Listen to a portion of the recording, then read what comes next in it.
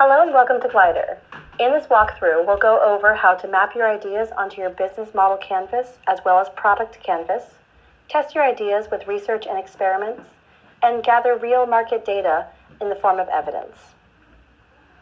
The first step in GLIDR is to add your ideas. These can be in the form of business model ideas, which can be things like customers, value propositions, and generally relate to your business model, whereas product is going to be ideas that relate to your actual product. They can relate to the roadmap, features you're working on, and various iterations you might have of what you're currently testing in your project. Once you've built out your ideas here, which can be done by clicking the plus button here, or here, or here.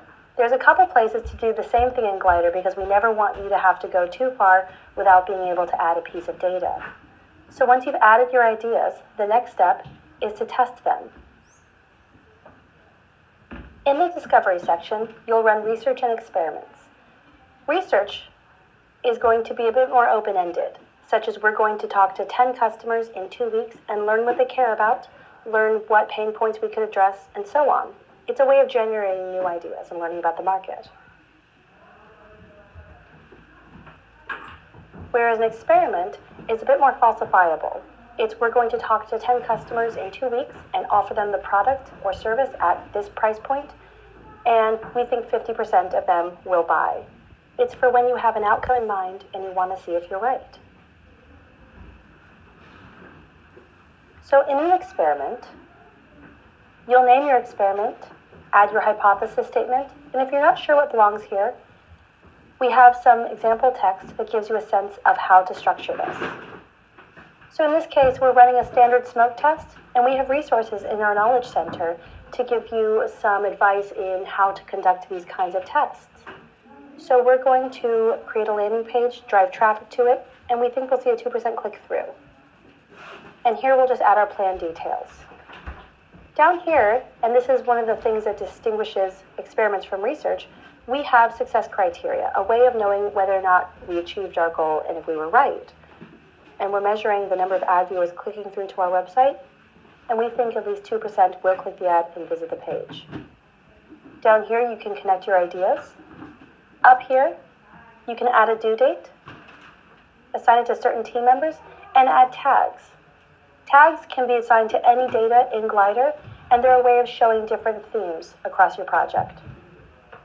If you're ready, you can move to the next stage, Run.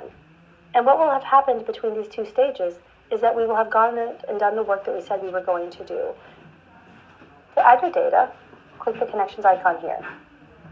If you've already added it to your project, you can click it from this list. Otherwise, create new. Interview is going to be the type of evidence where you're interacting with a potential customer, industry expert, or so on. And other is going to be for survey results, marketing tests, and any other kind of data. Let's choose Other. Here, we can say that this was the landing page results. We can enter a summary here, can view the results, our thoughts on it. We can tag this data with a theme, connect a document if appropriate, and publish it when we're ready. But no worries, it will be saved as a draft if not. Let's go ahead and publish it, and go back to the run phase. And here, we can rate this evidence.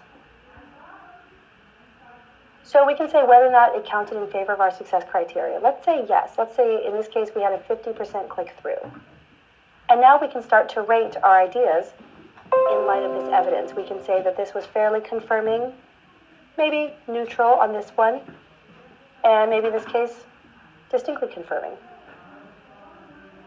When we're ready, we can go to the last phase, Analyze, to go over our results. So in this case, we found that we did meet our success criteria. We were right in terms of our hypothesis, and it was successful. But you can also say if it failed, or if it was inconclusive for any reason, and that will serve as a system of record in the future. You can still run the experiment again based on your learnings, but you will always be able to go back and see what you've tried before and what the outcome was. Enter your results here. The key insights, which is the main takeaway from this experiment. And then you can also update your ideas. If you're ready, you can validate or invalidate them, or keep them in testing. update your project, and if you're all done, you can click complete, which I'm not going to do now because if I complete the experiment, it's no longer editable. To view completed experiments and research, we can view the completed workspace. So the last thing to look at is evidence. In the evidence section, you'll see the evidence we just created. You can also create evidence separately here and connect it directly to ideas. The whole platform is very flexible, but this is the 1, 2, 3 of GLIDR. You add your ideas, test them with research and experiments, and generate evidence in doing so, which will ultimately be confirming or disconfirming of your various ideas. Over here, we can see the activity feed.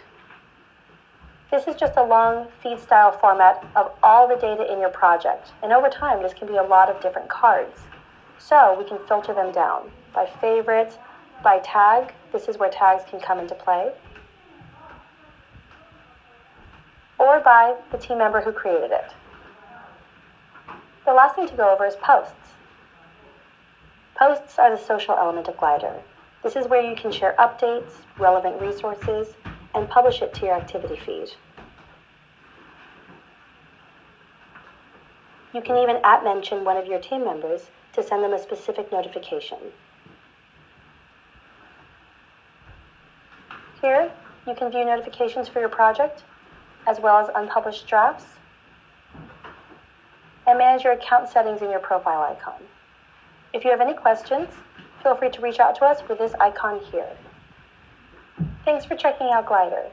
Please let us know if you have any questions at support@glidr.io.